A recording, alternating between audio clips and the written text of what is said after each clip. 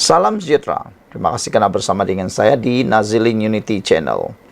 Dalam tulisan oleh Ahmad Mursi sebentar tadi, beliau mengakhiri tulisan beliau dengan kata, beliau teruja untuk melihat sikap Akmal Saleh, Ketua Pemuda UMNO, sama ada beliau terserlah kejantanannya atau tercirit gara-gara isu akta anti lompat parti, gara-gara adun rembia daripada UMNO telah pun lompat parti.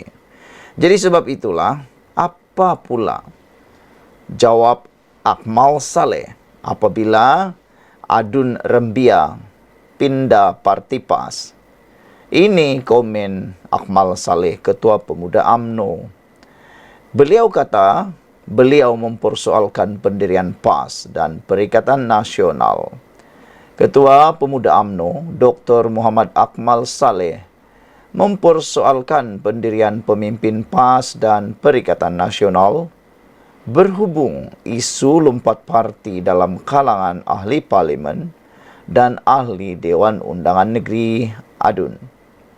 Muhammad Akmal berkata, ini kerana sebelum ini kepimpinan PAS dan Perikatan Nasional menyelar tindakan tersebut dan mengutuk kerajaan agar tidak menerima katak-katak politik.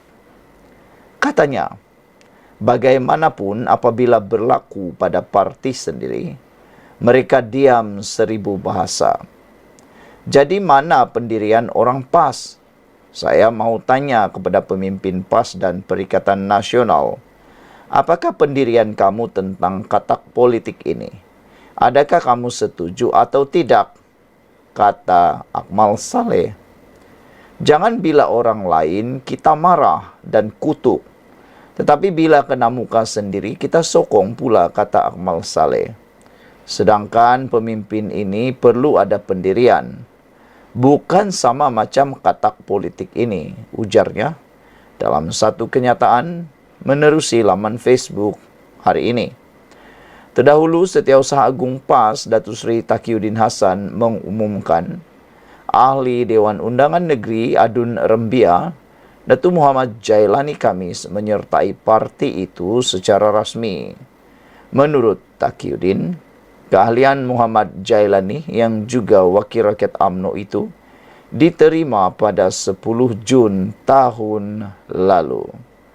Taqiyuddin yang juga Timbalan Setiausaha Agung Perikatan Nasional PN menjelaskan, keputusan Muhammad Jailani yang digantung keahlian UMNO selama 6 tahun itu tidak dianggap sebagai lompat parti kerana pindaan rang undang-undang Perlembagaan Negeri Melaka Pindaan 2023 berkaitan lompat parti diluluskan pada 31 Julai tahun 2023.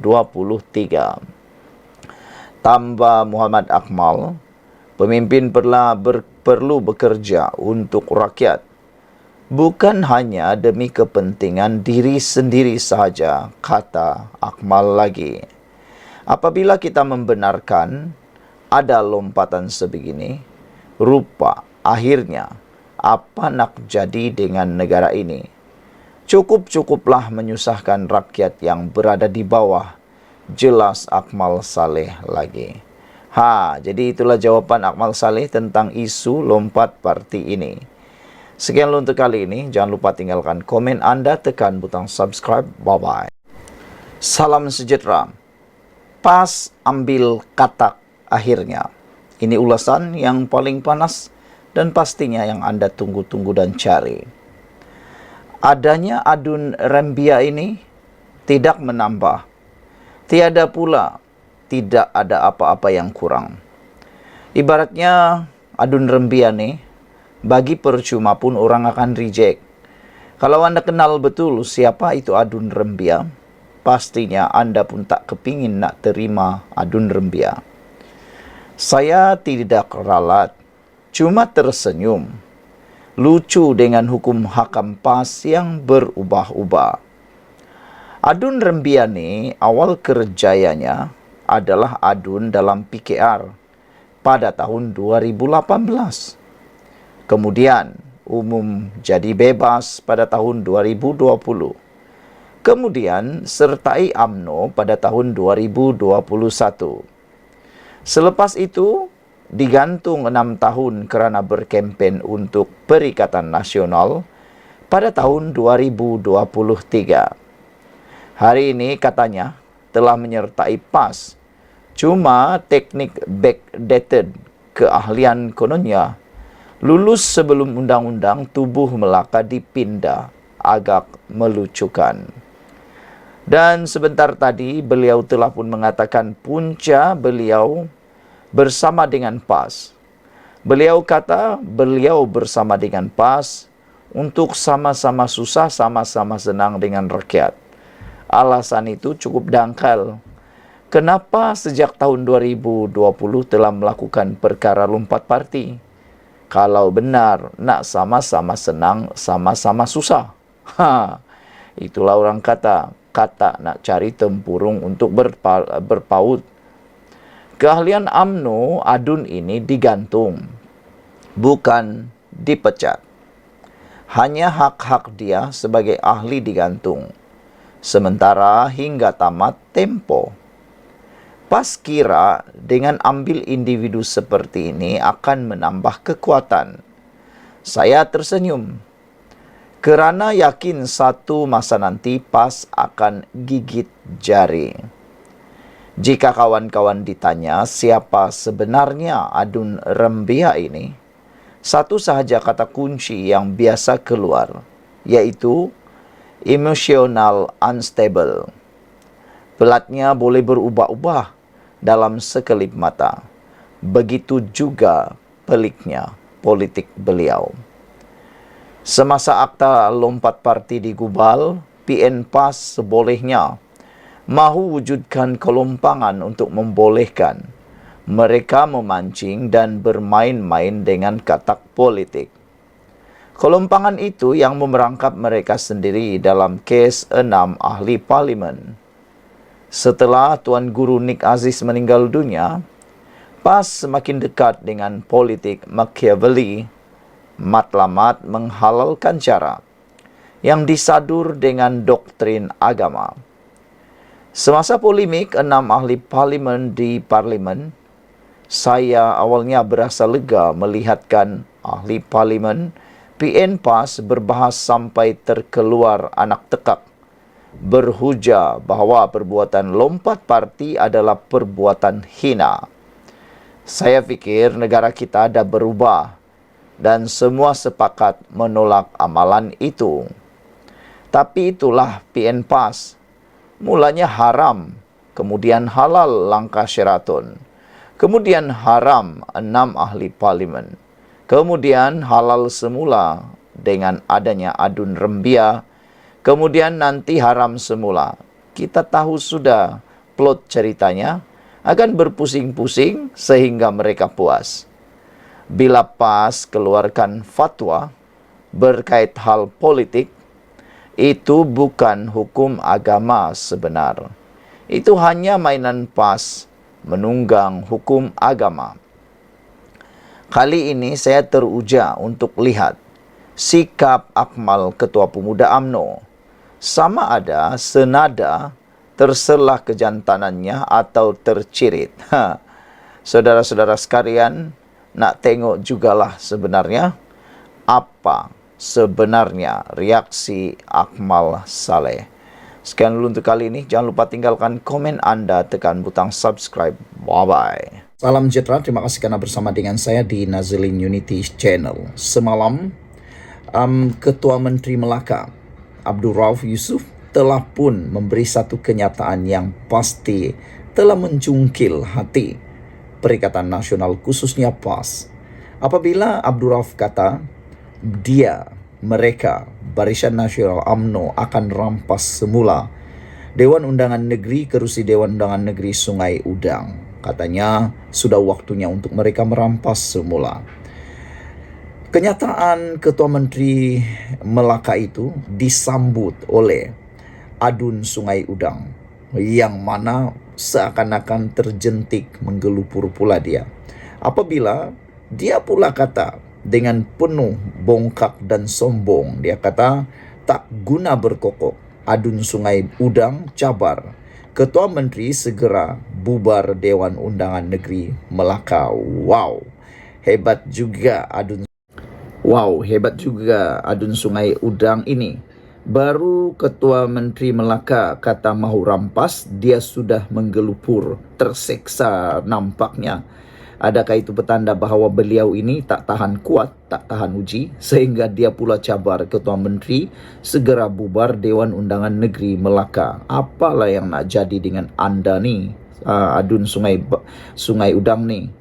Kan Melaka baru saja bubar, baru saja mengundi. Takkanlah mengundi pula. Ayo fikirkanlah berapa juta duit rakyat yang mengalir kalau buat pilihan raya lagi. Takkanlah baru cakap nak rampas semula pun sudah menggelupur, sudah meroyan, nak mahu pula bubar. Nampak sangatlah dia nak kuasa, nak fikirlah bongkak sombong sangat. Mungkin dia fikir mereka boleh rampas kerajaan negeri Melaka. Adun Sungai Udang, Dr. Muhammad Alif Yusuf mencabar Ketua Menteri Melaka Abdul Rauf Yusuf untuk membubarkan Dewan Undangan Negeri Dun Melaka. Mengulas kenyataan Abdul Rauf Yusuf bahawa UMNO Melaka akan merampas kerusi Sungai Udang pada pilihan raya umum akan datang, Muhammad Alif menggesa dia supaya segera membubarkan Dewan Undangan Negeri dan mengadakan pilihan raya. Netizen marah dengan kenyataan adun Sungai Udang ni. Kata mereka, takkanlah baru cakap nak rampas pula, nak pula bubar. Kamu ni betul-betul lah, kata netizen, menyusahkan rakyat. Baru saja pilihan raya, nak pilihan raya lagi. Nak pilihan raya berapa kali ni? Takkanlah tiap-tiap tahun pilihan raya pula, kata netizen. Orang baru saja cakap nak rampas, kamu dah marah meluat, dah marah menggelupur. Di mana adab anda sebagai orang muda, kata beliau. Saudara, saya cabar, kata adun Sungai Udang itu, saya cabar YB Tanjung Bidara ini, bubar Dewan Undangan Negeri sekarang dan kita lawan. Bubar Dewan Undangan Negeri Melaka dan kita lawan dalam pilihan raya. Tak guna untuk berkokok sebegini, katanya kepada Malaysia Kini. Terdahulu, Abdul Rauf yang juga pengerusi perhubungan UMNO Melaka menyatakan kesungguhan parti itu untuk mendapatkan kerusi Sungai Udang pada pilihan raya akan datang. Dia menyorot kejayaan sebelum ini di 3 lagi kawasan di bawah Parlimen Tangga Batu, iaitu Kelebang, Paya Rumput dan Pantai Kundur, walaupun tewas di Sungai Udang. Muhammad Alif memenangi kerusi Sungai Udang dengan hanya kelebihan 530 undi menentang calon Barisan Nasional Muhammad Ali Muhammad. Rupa-rupanya Muhammad Alif ini hanya menang 530 undi. Okey, begitu bongkaknya dia, mungkin dia rasa dia 100% yakin menang. Sebenarnya belum tentu. Kemenangan anda di Sungai Bakap belum tentu dapat diterjemahkan di Melaka. Belum tentu lagi, belum tentu. Kalau silap sikit kalah, menyesal. Menyesallah tak kesampaian, hanya bermimpi lagilah menjadi YB. Mengulas lanjut, Muhammad Alif menyifatkan Abdul Rauf tidak faham realiti di Sungai Udang. Dia berkata ia boleh menjelaskan prospek UMNO bukan saja di Sungai Udang tetapi juga di 3 kerusi lain. Apakah Tanjung Bidara ini tidak mempunyai perisik-perisik di kalangan rakyat? Sentimen-sentimen di kalangan rakyat ini, apakah YB Tanjung Bidara ini tak baca dengan teliti? Katanya, bukan kata Sungai Udang, silap-silap 3 kerusi yang dipegang itu yang terlingkup termasuk Sungai Udang, katanya. Pada masa ini, BN memegang bilangan kerusi DUN terbesar di Melaka dengan 21 kerusi, diikuti oleh Pakatan Harapan dengan 5 kerusi dan PN hanya dengan 2 kerusi. Pada pilihan raya negeri lalu, UMNO memenangi 18 daripada 20 kerusi yang dipertandingkan. Selain Sungai Udang, parti itu turut tewas di Bukit Katil kepada Amanah dengan majoriti 1057 undi.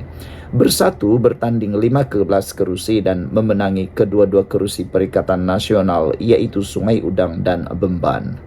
Beberapa netizen berikan komen dalam ruangan komen di Malaysia Kini. Kata netizen menjawab kepada kesombongan itu, letak jawatanlah kalau berani, apa hal minta bubar DUN pula, kata Oasis. Oasis ini paling best, dia kata daripada bubar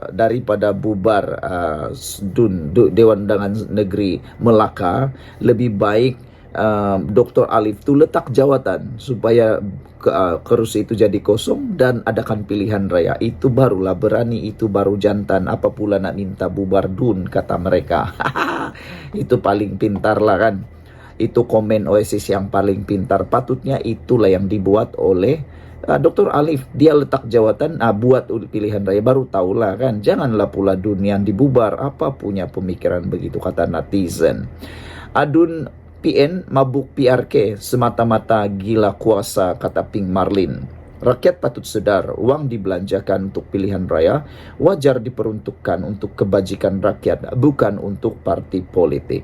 Malaysia Maju kata, Adun PN Sungai Ujong fikir PRN tak pakai duit rakyat. Mereka di PN dari atas sampai bawah asik gila pilihan raya, kata Malaysia Maju. Rakyat tak payah cari makan.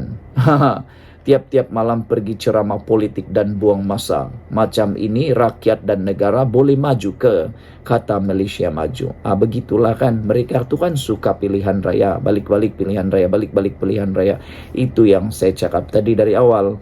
Kenapa nih mereka tak terfikirkah tentang rakyat nak cari makan, nak cari kerja, nak kerja, tak hadir pula ceramah dimarah, tak hadir ceramah pula nanti dikutuk, tak hadir ceramah silap-silap kena jadi pula macam-macam dakwaan, dapat pula dalil dan macam-macam. Itulah Pink Marlin kata Adun PN ni mabuk pilihan raya semata-mata gila kuasa. Ada juga kebenaran dia. Rakyat patut sedar, uang rakyat itu patut dibelanjakan untuk kebajikan rakyat dan bukan untuk parti politik, bukan untuk pilihan raya yang kerap hampir setiap tahun, kata netizen. Yang paling syok Oasis kata, yang ini paling saya tertarik, boleh membuka minda kita. Katanya, letak jawatan lah kalau berani, apa pula hal nak minta DUN bubar pula. Daripada DUN yang bubar, bagus kamu yang letak jawatan supaya boleh tengok sejauh mana dia boleh menang lagi 500 majoriti itu. Saya rasa dia akan kalah lah. Sekian dulu untuk kali ini. Jangan lupa tinggalkan komen Anda. Ikuti terus ulasan selepas ini. Salam sejahtera. Terima kasih karena bersama dengan saya di Nazilin Unity Channel. Nenggiri, ujian pertama buat Ketua Pemuda UMNO. Akmal Saleh sejak kebelakangan ini begitu berani dan lantang menggunakan bahasa yang mungkin mengguris hati para pemimpin UMNO sendiri. Dan kelihatan seakan-akan beliau lupa diri. Dengarkan ulasan ini, karena ulasan ini pasti akan membuatkan Anda terfikir, apa sebenarnya yang sedang dibuat oleh Akmal Saleh? Beliau ini nak tolong UMNO naik bangkit semula, atau sebenarnya nak bantu menjahanamkan UMNO dan membuatkan Muhyiddin dan Perikatan Nasional senyum gembira dengan perbuatan yang beliau lakukan.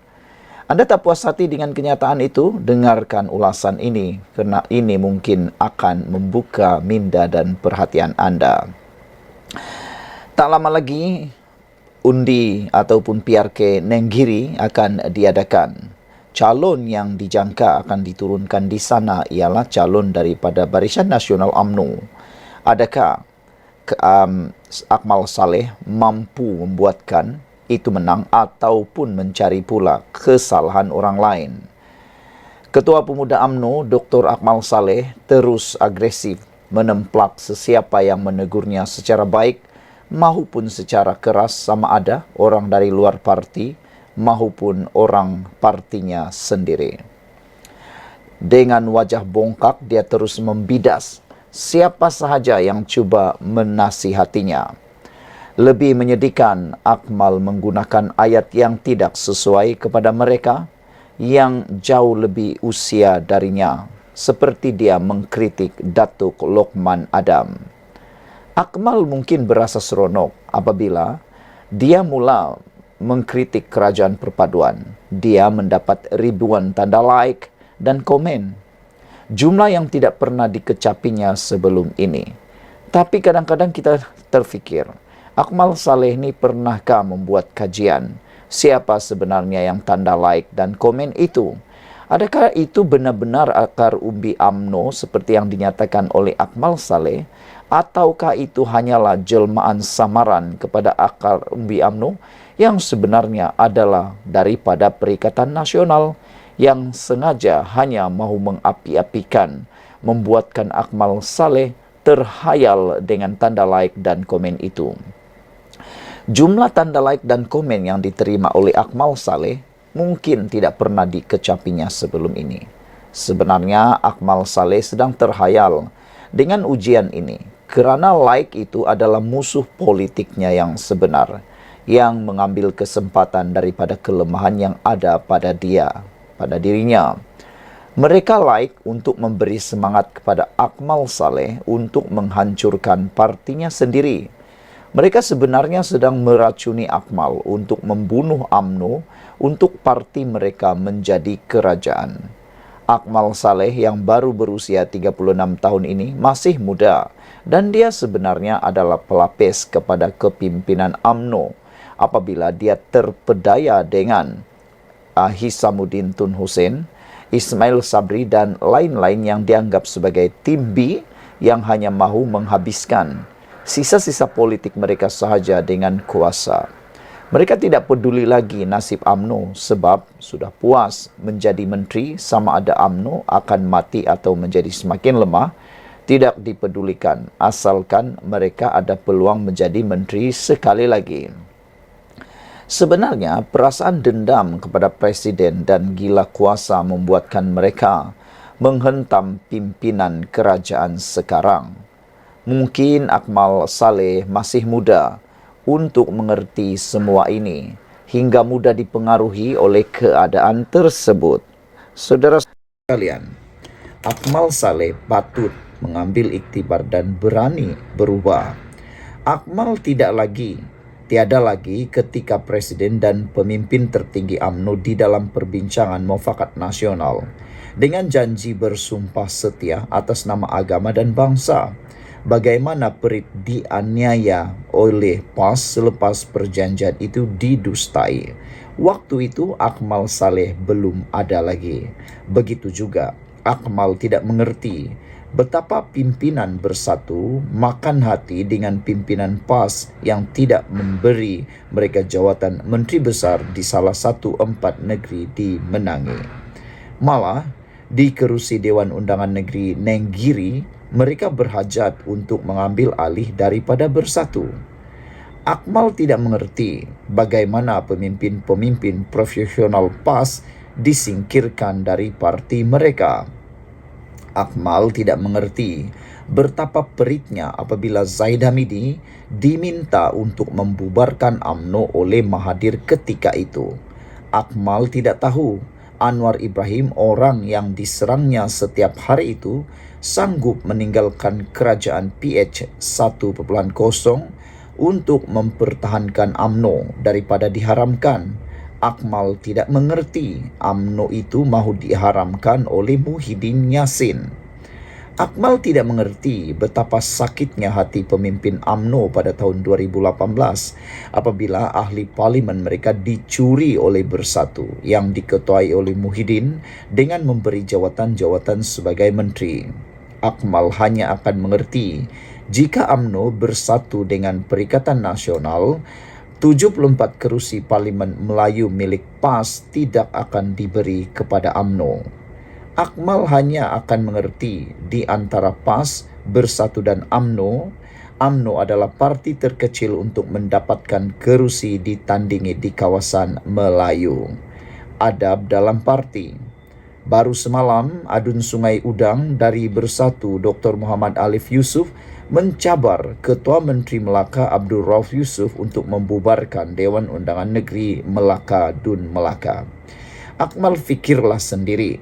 Sikap PAS dalam berpolitik yang rakus dengan kuasa. Buat adik Akmal, anda berbakat untuk menjadi pewaris pemimpin parti UMNO ini. Pesanan saya, jaga adab apabila berhadapan dengan orang yang lebih tua. Lihat, raja-raja kita, mereka begitu menjaga adab dan budaya orang Melayu. Mereka akan tunduk dan mencium tangan kepada yang berhak dihormati.